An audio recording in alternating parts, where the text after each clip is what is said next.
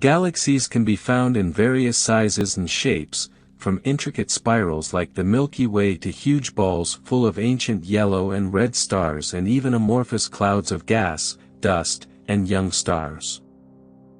The galaxy is the only place in the universe where matter is concentrated enough for stars to form. Most stars spend their entire lives inside galaxies. The galaxy's structure is sustained by its massive gravity, and it is thought that there is a supermassive black hole at the center of most galaxies. In the 1920s, American astronomer Edwin Hubble confirmed the existence of galaxies beyond the Milky Way.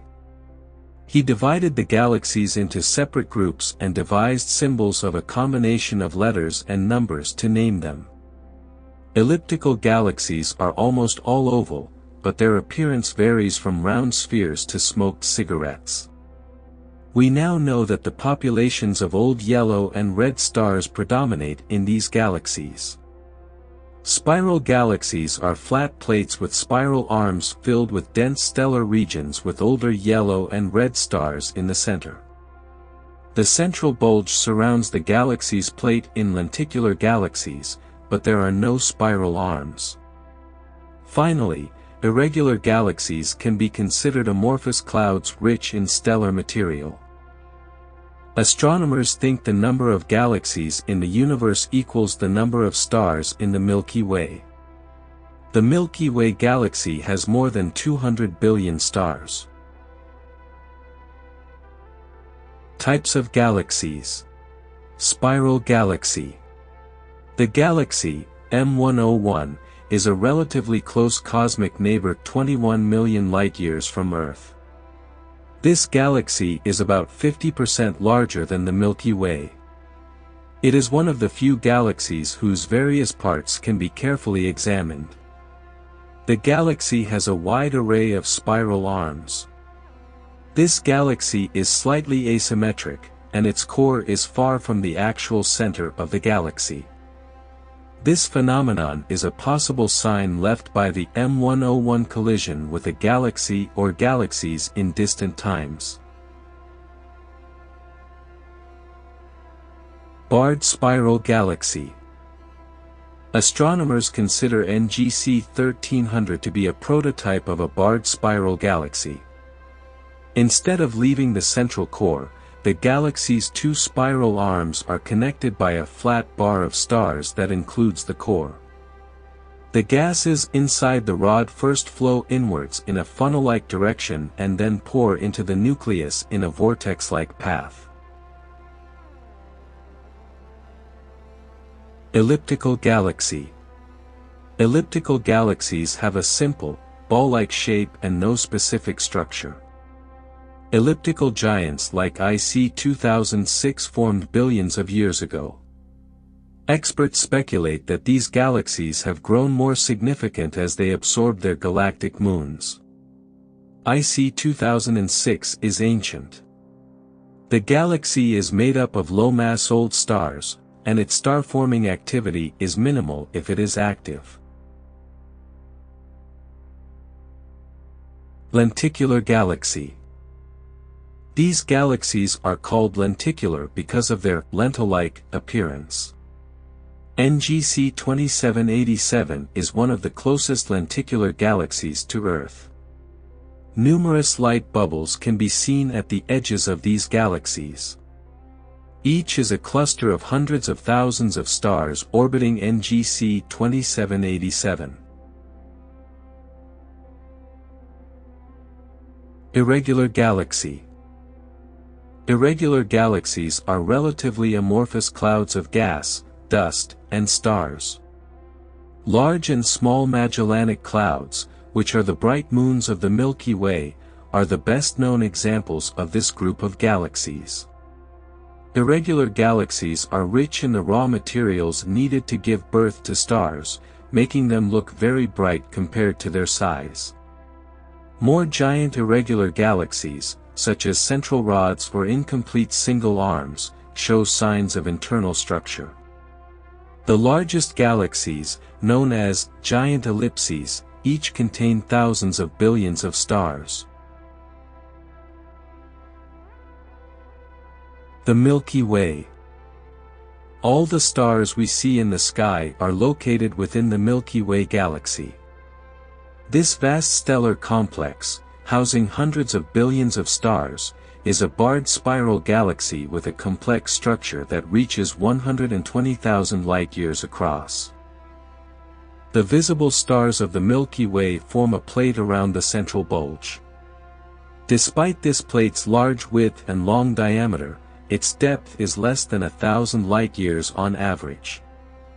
From the point of view of Earth observers, a much larger number of stars can be seen on the galaxy screen, while when we look at the top or bottom of the galaxy and even the intergalactic space, we do not see many stars. This is why we see the Milky Way galaxy as a wide bar in the sky with countless faint stars joining together to emit colored milky light. The central bulge of the Milky Way is ruled by low-mass yellow and red stars that are highly metallic. But the plate around it is full of gas, dust, and younger stars. Like other spiral galaxies, the stars are scattered across the plate. But the brightest of them are gathered in spiral arms. The stars orbit the galaxy's center at different speeds, depending on their distance from the central bulge, so no arm can be considered a permanent galaxy. However, the arms are classified as one of the galaxy's most essential and attractive parts. Because they host the most active stellar regions, stars are born in these arms. The heaviest and brightest stars complete their short life cycle, eventually surrendering to their galactic orbit and moving to a wider plane. The Milky Way from above. Our galaxy is a vast plate of stars about 120,000 light-years across. However, most of the stars in the Earth's sky belong to much smaller neighborhoods in the solar system. The Milky Way contains 100 to 400 billion stars, most of which are dwarfs that have only a fraction of the mass of the Sun. However, the galaxy's total mass is estimated to be between 1,000 and 4,000 billion times the mass of the Sun, which is far more than the total mass of its stars. Although some of this extra mass is due to gas and dust scattered throughout the galaxy, all of the galaxy's ordinary matter is lighter than the mysterious extra mass called dark matter. Studies show that at least 100 billion planets, and perhaps more, orbit stars in the Milky Way. The galaxy's visible matter is located in a central, flat protrusion that is only 1,000 light-years thick. But most of the galaxy's mass is concentrated in the galaxy's halo, which is home to wandering stars, spherical star clusters, and vast amounts of dark matter. Active galaxies. Many galaxies show signs of massive energy outflows from their central regions, which cannot be explained by stellar radiation alone. These active galaxies seem diverse at first glance, but they can all be explained by a single mechanism. Active galaxies emit huge amounts of energy from areas close to their center. This energy is not limited to visible light and also includes radio waves, X-rays, ultraviolet radiation, and gamma rays. These galaxies are divided into four main categories: Seyfert galaxies, radio galaxies, quasar, and blazar. Seyfert galaxies are seemingly ordinary spiral galaxies that hide a very bright and compact radiation source at their center. The set of radiant energy emitted by the galaxy is so great that it cannot be explained by starlight alone. On the other hand, radio galaxies have a distinctive sign. Two huge clouds full of gaseous rays are on either side of the central galaxy. Quasars are distant galaxies centered on a bright star-like source far brighter than the Seyfert galaxies. Quasars are also sources of radio waves, and their brightness changes over hours to days. Blazars are generally similar to quasars, but there are significant differences in their radiation that have led astronomers to classify them as different galaxies. Astronomers think that these four different types of activity are, in fact, the result of the same physical activity. A powerful engine called the active galactic nucleus, or AGN for short.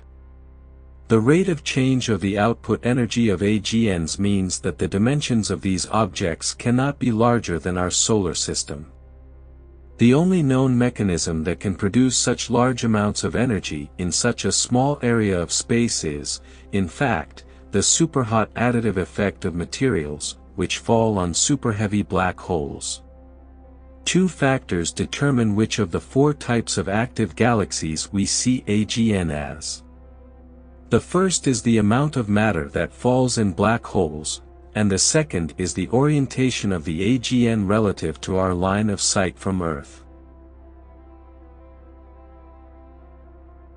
Local group encounter.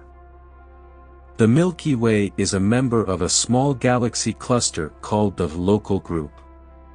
The local group consists of other members, such as the Andromeda Spiral Galaxy, the smaller Triangle Spiral Galaxy, M33, large and small Magellanic Clouds, and dozens of other diverse dwarf galaxies. Andromeda and the Milky Way are the heaviest galaxies in the local group. They are attracted to each other at an increasing rate due to the gravity between them. At present, the two galaxies are approaching each other at a speed of 110 km per second. In about 4 billion years, these two galaxies will have no destiny other than face-to-face collisions. The heavens and the Earth will have a unique perspective at that time. Direct crashes of stars will be infrequent. Still, collisions of gas clouds with each other will trigger new and massive stellar waves. As the mass of the two galaxies will be concentrated at the center of the unit, an integrated giant set will form. Some have called it Milkometa. Colliding galaxies. The distance between some galaxies is very short compared to their size, making the collision between galaxies a relatively common phenomenon in the universe. These exciting and significant phenomena mark the beginning of massive waves of stellar formation and play a key role in the evolution of galaxies. When galaxies collide, we rarely see two stars directly colliding with each other due to the great distance between the stars. But another fate awaits large clouds full of stellar gases. The collision of these clouds with each other causes them to compress, which initiates new and widespread waves of stellar formation. The intense gravity of these fused gases attracts stars toward the center, causing colliding galaxies to merge over hundreds of millions of years. Galactic evolution. There are indications that galaxies change from one type to another over time. In the early universe, the frequency of irregular galaxies was far more significant than it is today. Today, however, the predominant population belongs to spiral galaxies. At the heart of galaxy clusters are the giant elliptical galaxies. This is why astronomers think that the collision of galaxies plays a key role in their evolution. Gas-rich spirals appear to have formed primarily from joining smaller irregular galaxies. After that, the collision of spiral galaxies with each other led to the formation of elliptical galaxies. This way, the stars were first placed in crowded or dangerous orbits. Then extensive stellar activity began in the galaxy. Finally, the gas reserves were scattered in intergalactic space, where the birth of new stars was impossible. Depending on the impact energy and the environment, it is possible that the gravity of the merged galaxy can absorb enough matter from the environment, then build a new plate around its core, and finally resume stellar activity.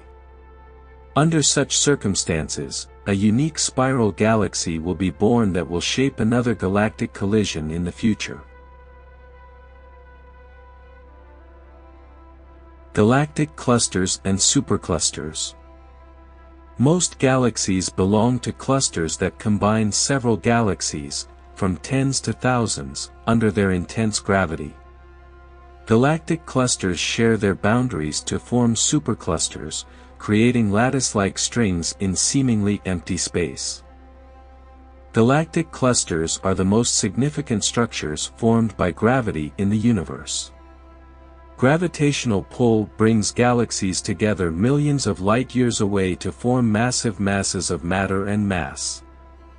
This is why galaxy clusters, regardless of the number of galaxies they contain, occupy approximately the same volume of space, 10 to 20 million light-years across.